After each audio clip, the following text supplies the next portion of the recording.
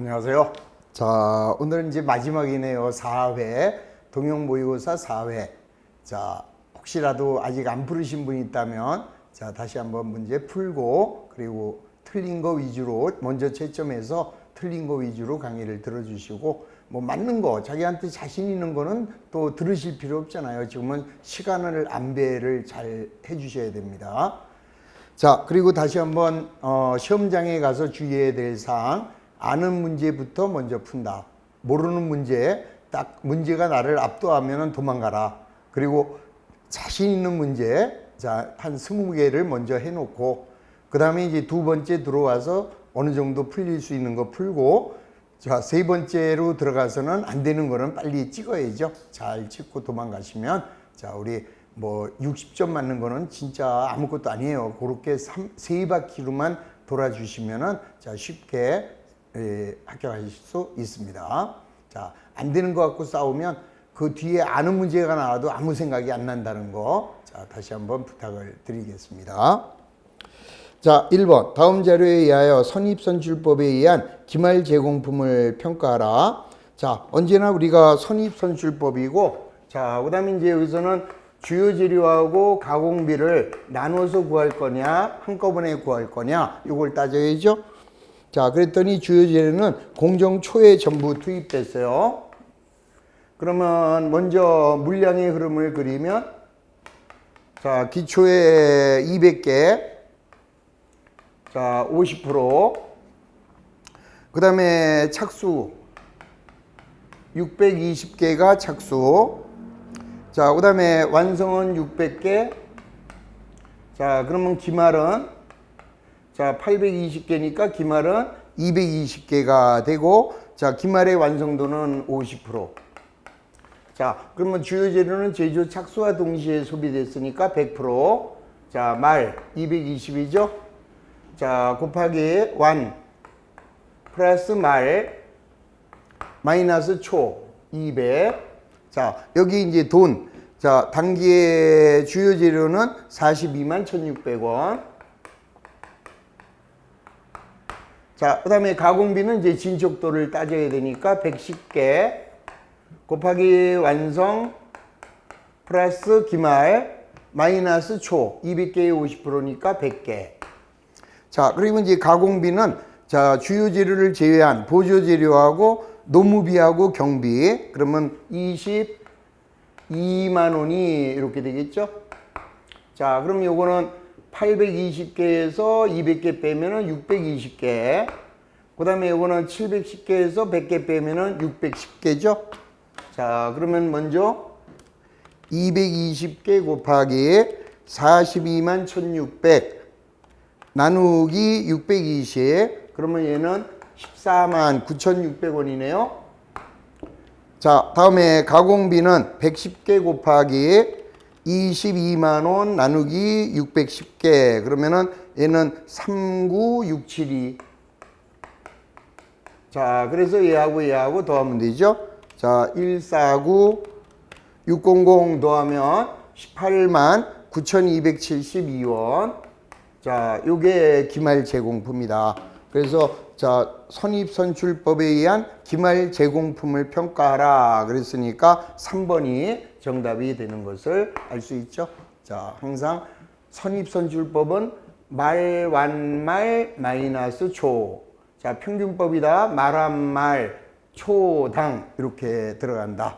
자, 그 정도만 정확하게 이해하시면 아주 쉽게 할 수 있는 그런 문제가 되겠습니다.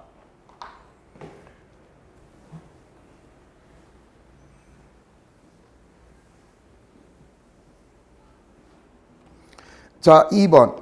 성동기업은 제품을 100개 생산할 때 단위당 원가가 7,200원이고 200개를 생산할 때는 단위당 원가가 5,100원. 자, 이렇게 나오면 아, 이거 고조점법이구나 라는 생각이 얼른 들으셔야죠. 자, 그러면 여기는 고저, 자, 여기는 조업도, 여기는 원가. 그러면은, 자, 200개가 5,100원. 자, 그 다음에 100개의 가격은 7,200원. 200원인가요? 좀 잘 보셔야 돼요. 100단위를 생산할 때 단위당 원가가 7,200원이고 200개를 생산할 때 단위당 원가가 5,100원이에요. 그러니까 이게 잘못된 거죠. 그러면은 자 200개를 생산할 때 자 5,100원이니까 얘는 102만 원이죠. 자 그다음에 100개를 생산할 때는 7,200원이니까 얘는 72만 원이고 그러면 요게 100개에 자 30만 원이죠. 그러면은 자 30만 원을 100개로 나눠주면 자 3,000x 자 한 개당 3,000원의 변동비와 자 그다음에 이제 고정비 찾아내야죠. 자 42만 원이 고정비죠. 자 이렇게 곱해도 60 그러면 42만 원. 자 그랬는데 140개를 생산한대요. 그러면은 140개를 생산할 때 한 개당 3,000원의 자 변동비 자 140개 그러면 42만 원에다가 또 42만 원이 들어가니까 84만 원이네. 자 그래서 140개를 생산할 때 자 제조 원가는 자 단위당 원가네요. 자 그럼 84만 원을 다시 140으로 나눠 주시면 되죠.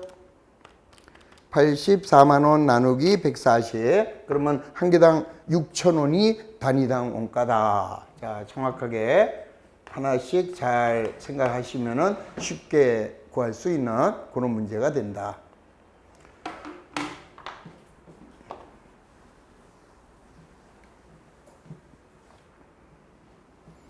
자 3번 주식회사 제1의 당해연도 매출액과 고정비는 어쩌고 저쩌고다. 변동 원가율이 40%일 때 안전한계율. 자, 안전한계율은 MS 비율이라고 그랬죠. 그래서 매출액. 자, 매출액분의 매출액 마이너스 자, 손익분기점 매출액. 자, 그러면 매출액은 얼마야? 320만 원이고 그러면 320만 원에서 손익분기점을 구해야 돼요. 자, 손익분기점은 자, 공원이익률 변동원가율이 40%니까 공원이익률은 0.6, 60%고 여기에 고정비 올려놓으면 되죠. 자, 고정비는 120. 자, 그러면 120만 원을 0.6으로 자, 나눠주면 200만 원이 자, 손익분기점 매출액. 그러면 이게 120이니까 자, 120만 원 나누기 자, 320 해주면은 자, 안전한계 비율은 37.5%가 나온다라는 것을 알 수 있죠.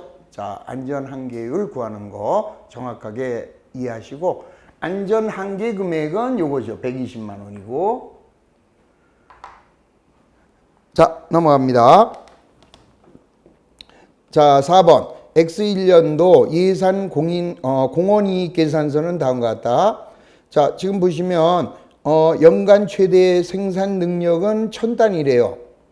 그러면 이제 현재 우리가 몇 개를, 생산했는가 봐야죠. 거기 봤더니 매출액이 판매 가격 40원인데 2만 원이래요. 그러면 500개를 지금 우리가 만들어서 판매했고, 자, 최대 생산 능력이 1000단이니까 500개까지는 고정비가 더 이상 추가로 들어가지 않는 거죠. 변동비만 들어가면.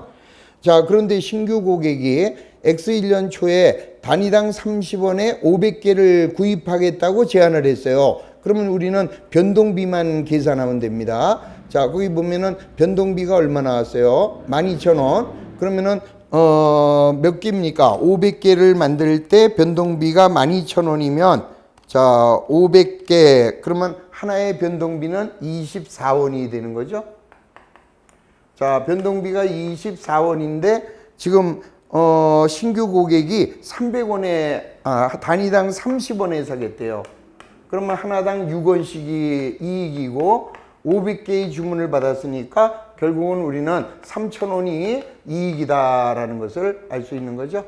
자, 그래서 요 제안을 받아들이면 생산 능력이 충분하기 때문에 고정비는 추가 발생하지 않아요. 따라서 변동비만 가지고 계산하면은 아주 수월하게 3,000원 이익이구나 하는 것을 알 수 있는 거죠.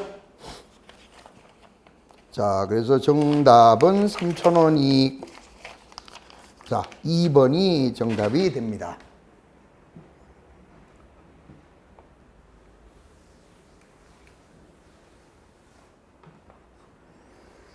자, 5번. 한강전자는 한 종류의 휴대전화기를 제조 판매하고 있다. 휴대전화기의 단위당 판매 가격은 80원이고 변동비는 60원, 고정비는 24만 원. 자, 관련 범위는 18,000단입니다.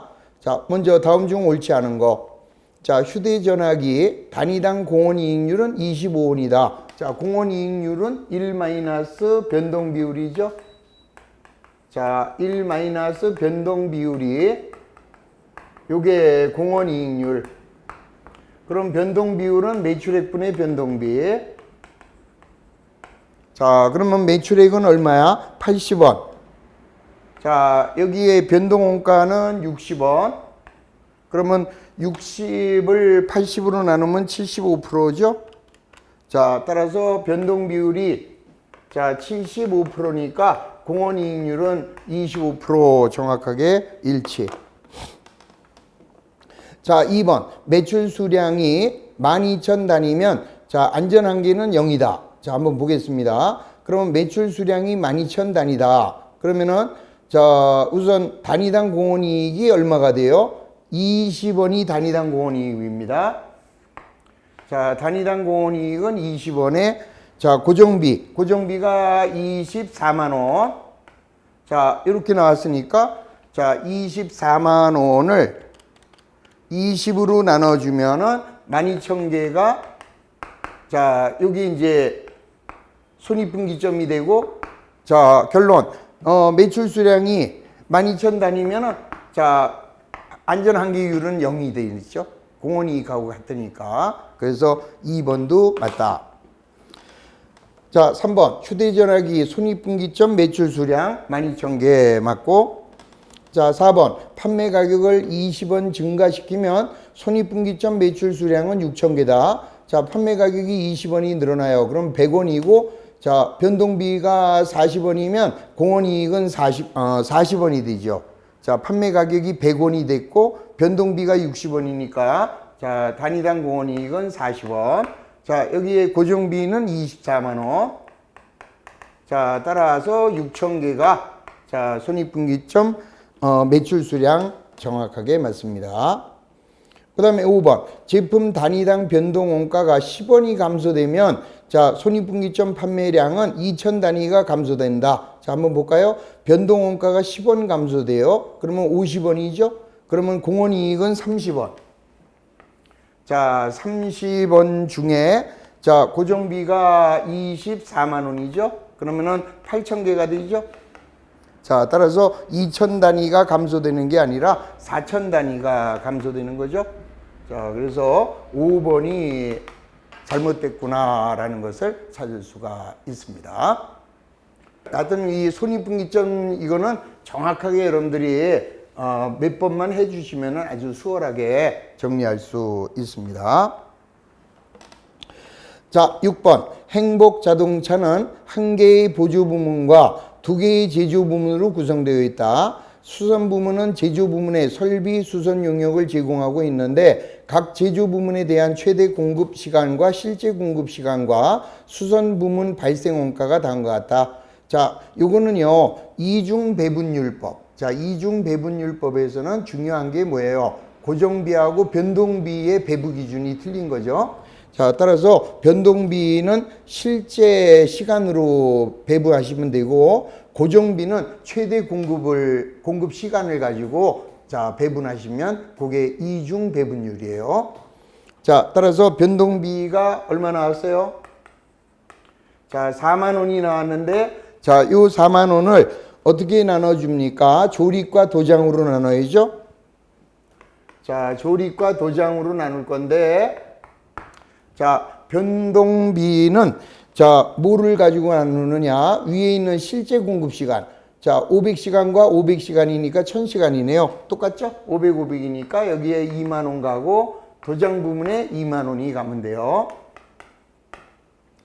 자, 그 다음에 고정비는 얼마 나왔느냐? 12,000원이 나왔는데, 자, 요 12,000원은 고정비는 최대 생산 시간으로, 거기 보시면 최대 공급 시간은 500시간에 700시간, 1200시간이네요. 그럼 간단하게 여기는 5,000원, 여기는 7,000원, 이렇게 가겠죠. 그래서 조립에는 25,000원이 들어가고, 도장에는 27,000원이 배부되는 것을 알 수 있다. 자, 문제가 요구하는 게 조립 부분에 배부될 원가. 그랬으니까 정답은 25,000원이 되는 것을 알 수 있는 거죠. 자, 다시 한번. 자, 변동비와 고정비의 배부 기준. 자, 변동은 실제로, 자, 고정은 최대로. 요것만 잘 기억하시면 이중 배분율법에 의한 제조간접비의 배부를 쉽게 할 수 있다. 자, 7번 들어가겠습니다. 자, 주식회사 한국은 급여 체계를 일부 변경하려고 고민하고 있다. 자, 현재의 자료는 다음과 같다. 자, 제품의 단위당 판매 가격은 100원이고 공원이익률이 60%예요. 자, 그러면 단위당 자, 공원이익은 얼마가 되나요? 60원이 되겠죠? 자, 그런데 연간 고정비는 임차료, 급여, 광고선전비.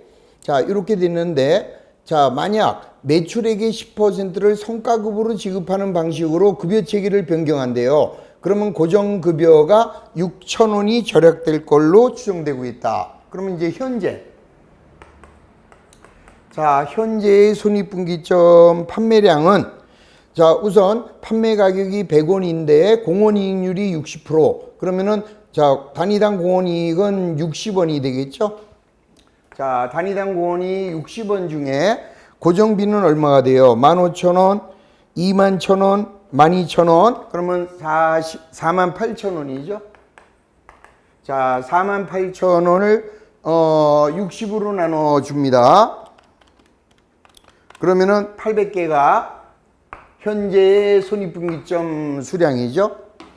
그랬는데 요거를 매출액의 10%를 성과급으로 지급한대요. 그러면 이제 새로운 손익분기점은 얼마가 되느냐? 자, 단위당 공원이익은 자, 매출액의 10%가 올라갔으니까 결국은 50원이 되겠죠. 자, 공원이익은 50원. 그리고 여기에 고정비는 얼마가 감소되느냐? 6,000원이 감소돼서 42,000원이 되겠죠. 자, 42,000원이니까 이번에는 얼마가 돼요? 42,000원을 50원으로 나눠줍니다. 그러면 840개가 되겠죠? 자, 따라서 자, 급여 체계를 변경하게 되면 손익분기점 판매량은 800개가 840개니까 40개가 더 증가되는 거죠. 자, 40개가 더 증가된다. 그래서 1번이 정답이 되는 것을 알 수 있는 거죠. 자, 8번.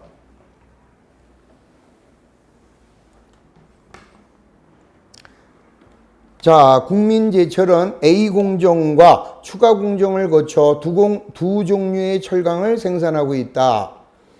A공정 다음에 추가공정 B를 거치면 고급 철강 제품 갑이 생산되고 A공정 다음에 추가공정 C를 거치면 보통 철강 제품 을이 생산된대요. 자, 그럼 요거는 그림 그리면 되잖아요. 결합원가는 이렇게 그려서 자, 여기가 A공정입니다. 자, A공정을 거쳐서 자, 다시 추가공정 B를 거치면 자, 그러면 고급 철강 갑이 생산되고 그 다음에 추가공정 C를 거치면 자, C를 거치면 자, 을이라는 보통 철강 제품이 생산된대요. 자, X1년 1월 중 A공정의 제조원가 여기까지가 들어간 게 100만원. 자, 100만원이고 자, 추가공정 B의 제조원가가 80이래요. 여기 이제 80만원이 더 투입되는 거죠. 그래서 갑이 나오게 되고 추가 공정 C의 원가는 40만 원이 들어간답니다. 이렇게 40만 원이 들어가서 을이라는 제품이 생산이 돼요. 자, 그리고 국민제철은 1월 중에 고급 철강 제품 갑을 400톤을 생산했어요. 얘는 400톤을 생산해서 자, 톤당 8,000원에 판매. 자, 그 다음에 을은 600톤을 생산해서 자, 얘는 5,000원에 판매한답니다. 자, 이제는 결합원가를 배분해야 되는데 순실현가치법이죠. 자, 순실현가치법은 최종 판매 가격 400톤 곱하기 8,000원. 자, 마이너스 80, 추가 가공비 80. 그러면은 자, 얼마가 돼요? 240이 갑제품의 순실현 가치고, 자, 을은 300만 원이죠? 자, 300만 원에서 40만 원 하니까 얘는 260이 순실현 가치죠? 자, 순실현 가치는 최종 판매 가격에서 추가 가공비와 추정 판매 비용을 뺀 건데, 판매 비용은 여기서는 없어요. 그러면 이렇게 곱해서 얘를 뺀 거잖아요. 자, 그러면 요거 240이고 260이니까 자, 지금 구하고자 하는 거는 을의 제조원가를 물어봤습니다. 을. 그러면은 요거와 요거를 더하면은 500이 되는 거죠. 자, 그러면 100만 원 곱하기 260 나누기 500 해주면은 얘가 52만 원이 되네요. 자, 그리고 48만 원은 이제 여기로 쪼개지겠죠. 자, 근데 이제 을 제품의 제조원가를 물어봤잖아요. 그러면 여기에 52만 원에다가 추가로 40만 원이 들어가니까 을 제품의 제조원가는 92만 원이 되는 것을 알 수 있다. 그래서 문제가 요구하는 보통 철강 제품 을의 1월분의 제조원가를 물어봤으니까 요거 플러스 요거 추가 가공비, 요게 제조원가가 되는 거다. 자, 결합원가는 뭐 쉽죠, 사실은.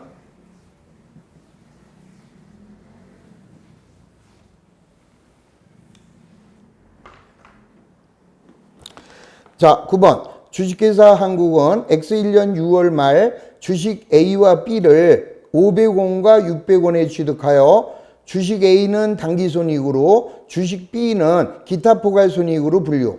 자, 그러면 이제 A와 B가 있는데 A는 당기, B는 기타. 자, 그 다음에 이제 얼마에 취득을 했느냐? 자, 얘는 얼마에 취득했어요? 500원에 취득을 했고, 자, 이 녀석은 600원에 취득했죠? 자, 넘어갑니다. 그 다음에는 X1년 말에 얘는 550원이 되고 얘는 580원이 됐습니다. 자, 그 다음에 X2년 말에 얘는 480원이 되고 얘는 630원이 됐어요. 그랬다가 X3년도에 자, X3년도에 얘는 520원에 처분했고, 자, 그 다음에 얘는 610원에 처분했대요. 자, 이렇게 나왔습니다. 그러면 이제 문제가 요구하는 1번, 자, 뭘 찾는 겁니까? 옳은 것을 찾아라. 자, 1번, X1년도 당기 순이익은 30원이 증가. 자, 보세요. 지금 500원이 550원이 됐어요. 그러면 50원 이익이죠? 당기손익 공정가치는 당기손익에 반영하고 얘는 기타 포괄손익 공정가치는 기타 포괄로 가서 20원에 기타 포괄 손실이 된 거죠. 그래서 X1년도에는 이익이 50원이 증가한다. 2번 X1년도 기타 포괄 손익 누계액은 50원이 증가하는 게 아니라 20원이 감소하죠. X1년도에는.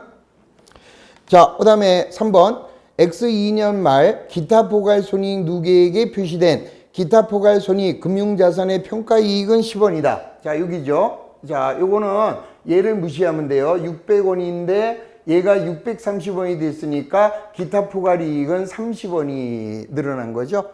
자, 근데 10원 늘어났다. 그랬으니까 틀렸고.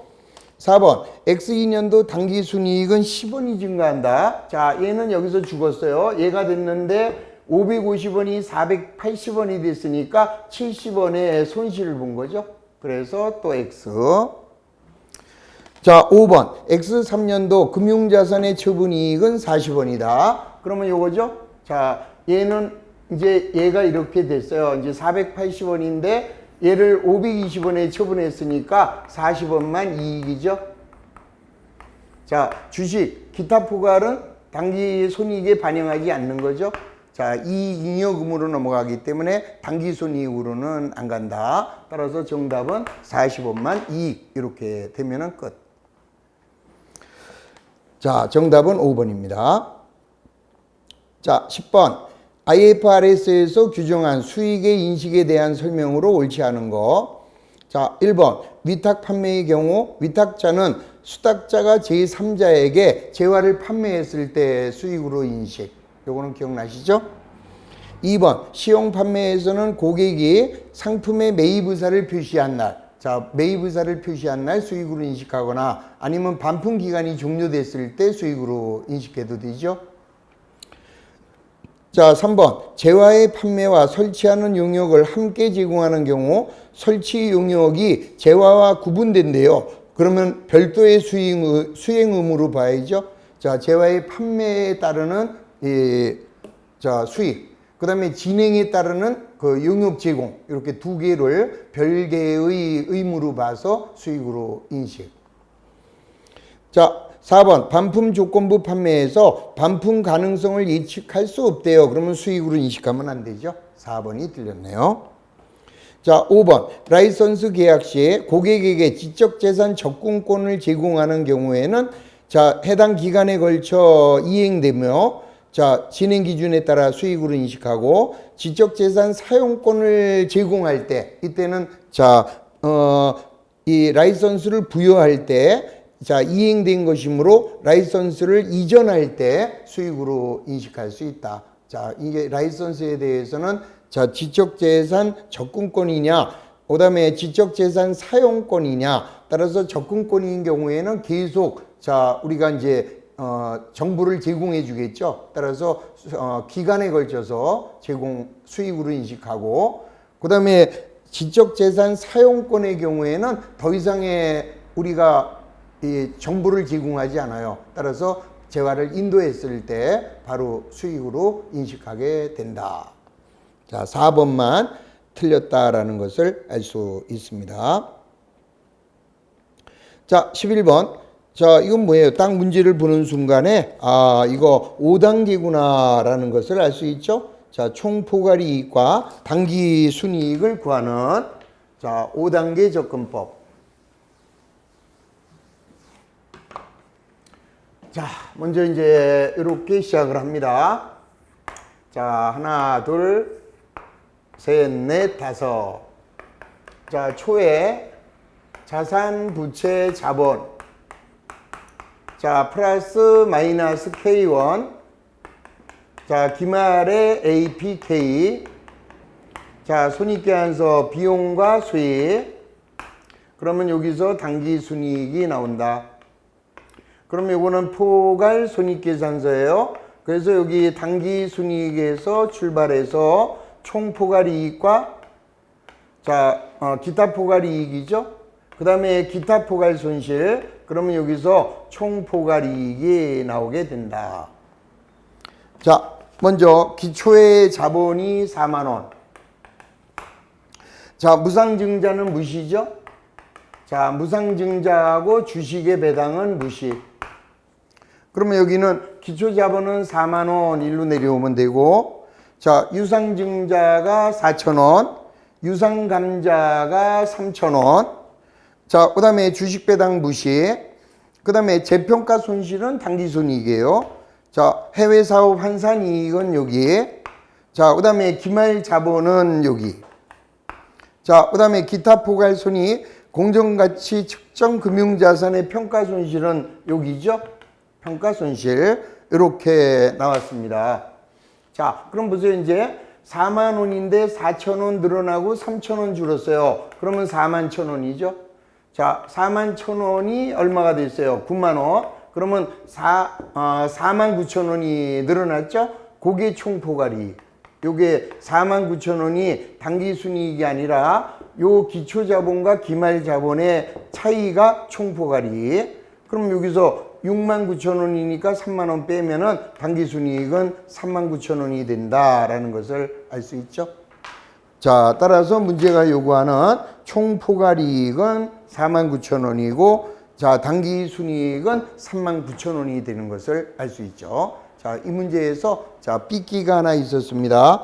뭐예요? 재평가 손실. 재평가 이익은 기타 포괄 이익이지만 재평가 손실은 당기순이익의 비용으로 간다라는 거, 요것만 좀 잘 구분하시면 되겠습니다. 자, 12번. 주식회사 대한은 영업 개시 1000년도이며 수정전 시산표에 소모품을 12만 4천 원으로 차변 기입했대요. 그러면 이제 우리 회사는 소모품을 구입할 때 자산으로 처리한 회사죠. 자, 소모품이 12만 4천 원. 자, 현금으로 12만 4천 원을 구입했는데, 자, 이제 결산 시에는, 자, 여기가 자산이니까 결산할 때는 비용이 돼야죠. 그래서 얼마 썼니? 자, 쓴 만큼 소모품이 없어지면 돼요.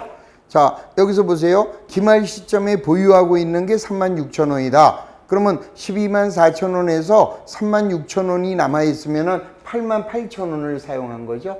그래서 소모품비 8만 8천 원, 소모품 8만 8천 원, 이렇게 반대로 해주시면 돼요. 여기를 소모품 B로 했다. 자, 소모품 B로 했다. 그럴 때는 여기가 반대. 소모품 얼마 남았니? 자, 얼마 남았어요? 3만 6천 원 남았네. 그러면 3만 6천 원은 자, 소모품 B가 아니죠. 이렇게 죽입니다. 그러면 결론. 여기는 소모품이 12만 4천 원에서 8만 8천 원이 죽어요. 그러면 여기는 소모품이 3만 6천 원 남고 소모품 B는 8만 8천 원이죠. 자, 여기는 12만 4천 원에서 3만 6천 원이 죽으면 여기는 소모품 B 8만 8천 원 똑같아지죠? 이렇게 똑같아지는 것을 알 수 있다. 자, 요겁니다. 자, 순이익에 영향이 없다. 왜요? 자, 비용이 8만 8천 원 늘어나니까 당기순이익은 8만 8천 원 감소되겠죠. 2번, 3만 6천 원만큼 자산에 기입한다. 틀렸죠? 비용으로 기입한다. 자, 자산이 8만 8천 원 감소하는 거죠. 자, 4번, 비용이 8만 8천 원만큼 증가한다. 4번만 정답. 자, 13번, 회계상의 거래에 해당하지 않은 것으로 묶인 것이다. 자, 이거는 뭐예요? 거래냐 아니냐? 이건 진짜 쉽죠? 기억번, 건물이 화재로 소실됐대요. 거래. 창고에 보관하던 상품을 도난당했다. 거래. 자, 건물을 임차 계약했다. 거래가 아니죠? 디귿. 자, 회사가 발행한 주식을 매입했다. 자기 주식. 거래. 자, 상품을 주문했대요. 주문한 것은 거래가 아니다. 자, 주주에게 주식으로 배당하면은 거래죠. 자, 그래서 거래가 아닌 거 디귿하고 미음 두 가지만 거래가 아닌 것을 간단하죠. 이런 문제도 한 문제 정도 나와요. 아주 간단하게 찾아낼 수 있어야 됩니다.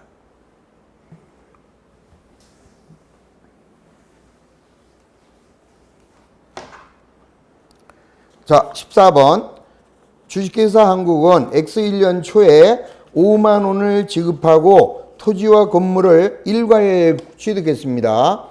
자, 취득 과정에서 발생한 수수료는 2,000원이며 취득일 현재 토지와 건물의 공정가액은 각각 3만 원으로 동일. 자, 취득한 건물을 계속 사용할 경우와 취득한 건물을 철거하고 새로운 건물을 신축하는 경우 토지의 취득원가는 얼마냐? 단 2번의 경우에는 철거 비용이 2,000원 발생했고 철거 시 발생한 폐기물을 처분하여 1,000원의 수익을 얻었다.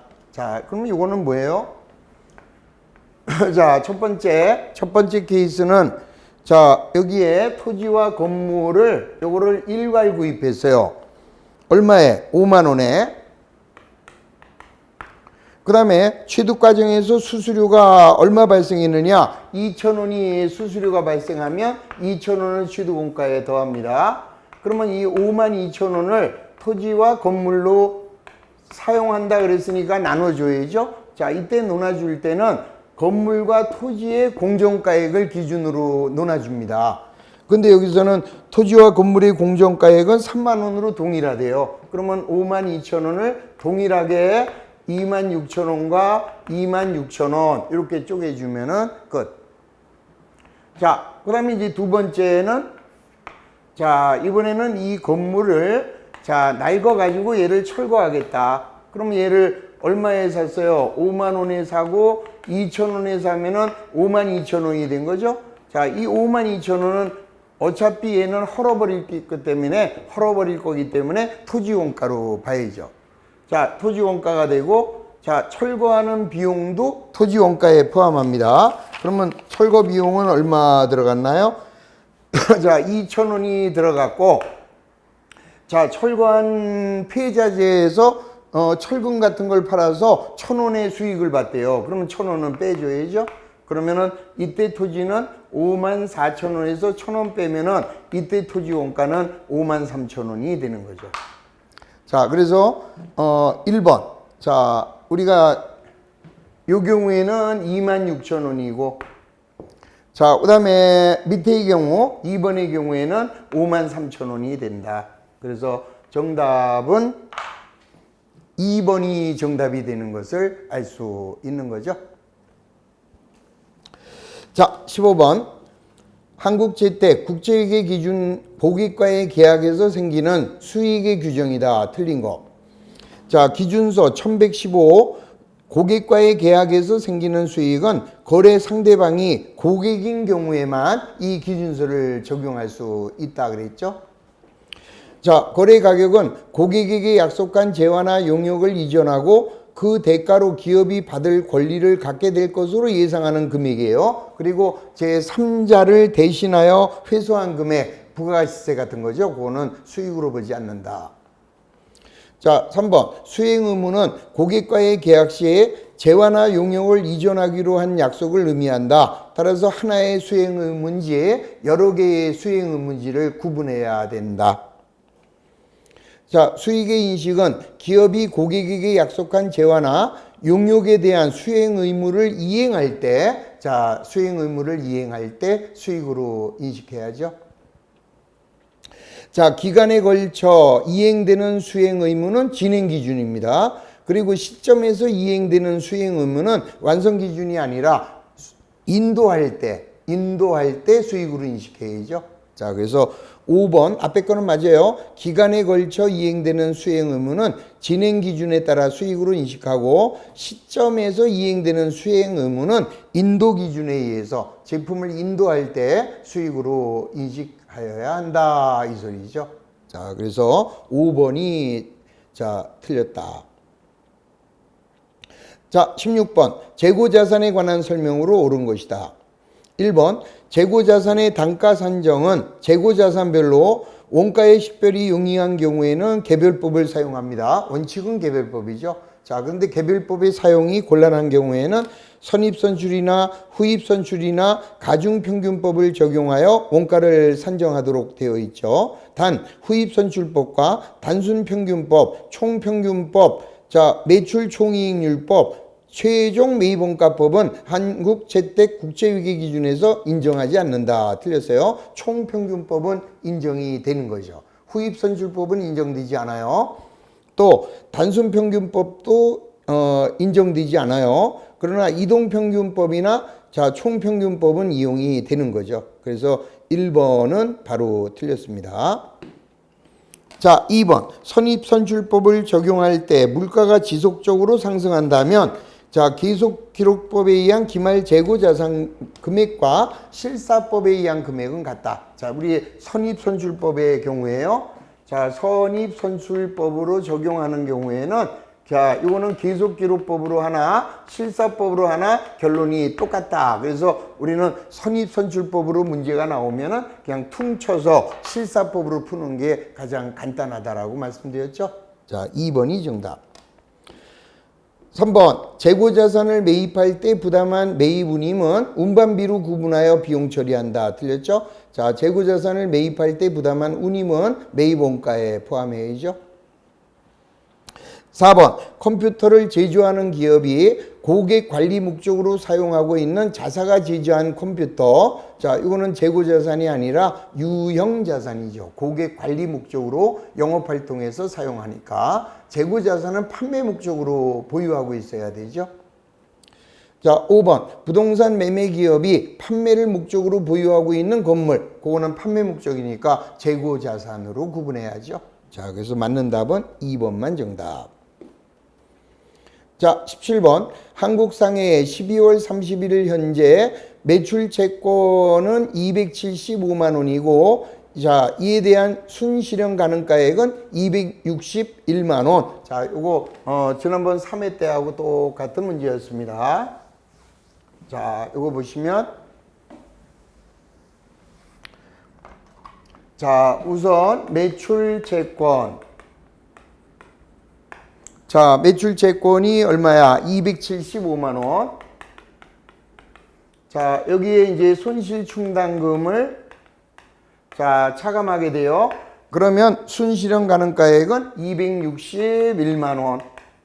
그러면은 14만 원이 자, 손실 충당금으로 세워진 거죠. 자, 그럼 여기에 이제 손실 충당금 계정을 그려주면은 자, 여기가 기초. 자, 여기가 손상. 자, 손상됐다가 회수. 그러면 기말. 그러면 요게 이제 IS에 들어가는 손상차손. 이렇게 들어가죠. 자, 그런데 정기말 현재 손실충당금 잔액은 30이래요. 그리고 당기에 대손 처리된 게 13만 원. 그럼 뭐야 이제 17만 원인데 14만 원이 여기로 남아야 되잖아요. 그러면 여기는 없어요. 이것도 없고 여기도 없으니까 여기에 3만 원이 환입이 되는 것을 알 수 있죠. 그래서 요거 환입. 그러면 차변에는 손실충당금이 3만 원. 자, 대변에는 손실충당금 환입이 자, 3만 원이 되는 거죠. 요게. 자, 보세요.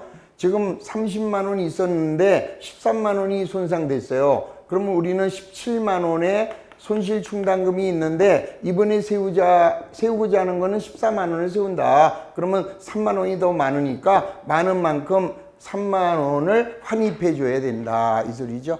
그래서 차변에는 손실충당금 3만 원, 대변에는 손실충당금 환입이 3만 원이 되는 거죠. 만약에 이쪽이 더 모자라면 손상차손이 되는 거고. 자, 5번입니다. 자, 18번. X1년 중 농협은 2년 동안 제품에 하자가 있는 경우 보증을 해주는 신제품을 판매하기로 했대요. 자, 판매 후 1년에는 2%, 다음 년에는 4%, 그럼 총 6%를 판매 보증 비용으로 만들어줍니다. 그러면 X1년도에는 60, X2년도에는 100만 원, 그럼 160만 원을 매출했어요. 그러면 160만 원에 대해서 얼마예요? 6%.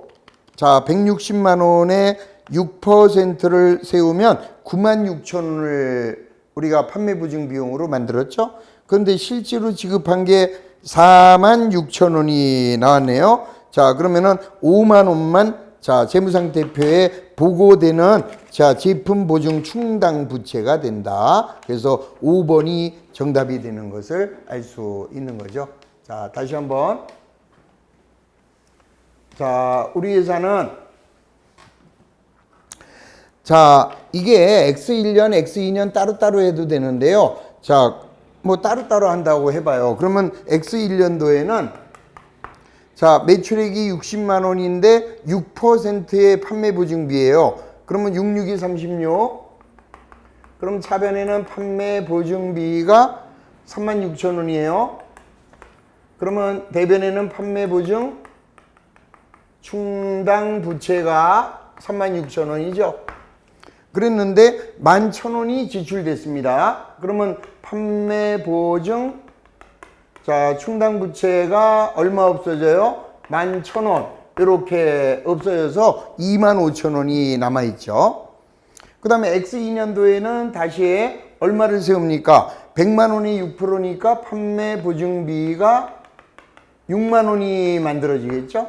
그리고 대변에는 판매 보증 충당 부채를 6만 원을 만들었어요.